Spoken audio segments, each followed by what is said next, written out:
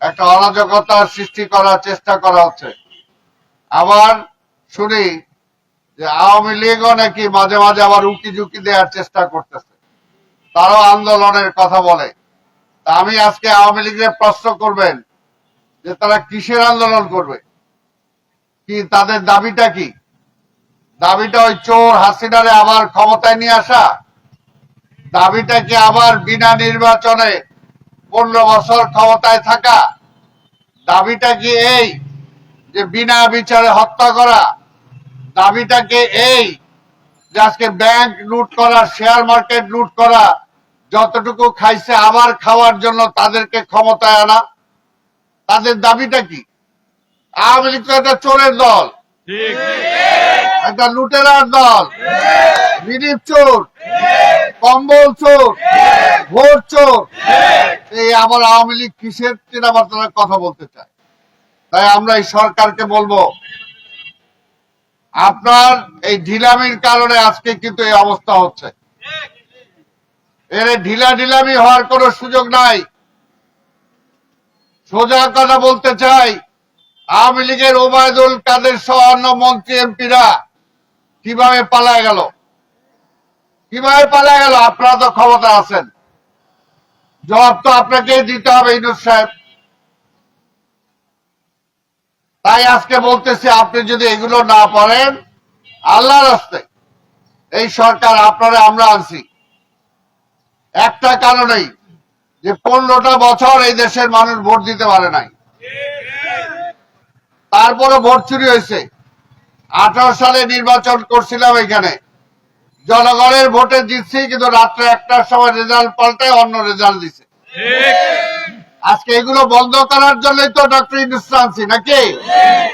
আমরা তো চাই, এই দেশবাসী চাই, 15 বছর ভোট ছিল না, মানুষের অধিকার ছিল না, তাই অধিকার প্রতিষ্ঠার জন্য এই মানুষ একটা ভোট দিতে চায়। সেই গ্যারান্টিটা দেওয়ার জন্যই আপনাকে ক্ষমতা আনা হয়েছে। তাই আল্লাহর রাস্তায় আর দেরি না করে যত তাড়াতাড়ি সম্ভব একটা জাতীয় নির্বাচনের ব্যবস্থা করেন।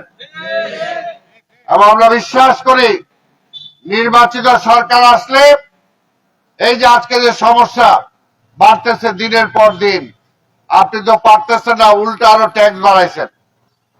ট্যাক্স বাড়ানোর ক্ষমতা কে দিছে আপনাদের? কে দিল? আপনারা আসছেন একটা নির্বাচন করে নির্বাচিত সরকারের কাছে ক্ষমতা দিবেন। অন্য যারা আপনাদের ব্যবহার করে যারা দল করতে চায়, ওইটাই আপনি শরিক হয়েন না। তাদেরকে বলে দল করুক, অসুবিধা তো নাই, দল করুক, নির্বাচন করুক, কোনো অসুবিধা তো নাই।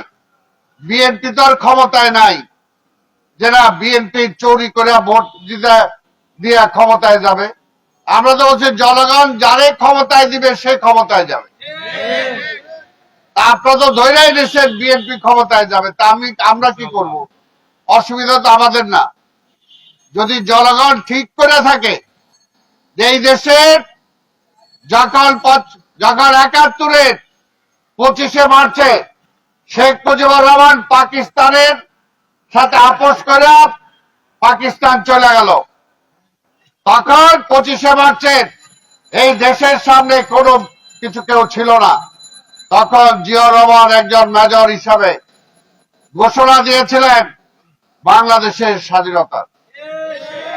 আবার 72 থেকে 75 আওয়ামী লীগ দেশ চালাইতে পারছিল না, মানুষ না খেয়ে মারা গেছে, পড়াশোনা ছিল না, ব্যবসা ছিল না। এই যে গত সরকার আমলে যেরকম লুটপাট, এইরকম লুটপাট ছিল। বিদেশ থেকে রিলিফ আসতো, রিলিফ এই দেশের মানুষ পাইতো না, ওই সীমান্তের ওই পার চলে যেত। এই অবস্থায় সেনাবাহিনীর মধ্যে কাউন্টার হইতো। কে চালাবে? নভেম্বর মাসের 75-এর 1 থেকে 5 তারিখ পর্যন্ত বাংলাদেশের ক্ষমতায় কে আছে কেউ জানে না। আজকে এই সরকার, কালকে ওই সরকার। তখন এই দেশের সেপাই জনতা ঐক্যবদ্ধভাবে জিয়াউর রহমানকে তখন তারা জেলে দিয়ে রাখছিল, সেইখান থেকে মুক্ত করে তার হাতে ক্ষমতা বুঝাইছে।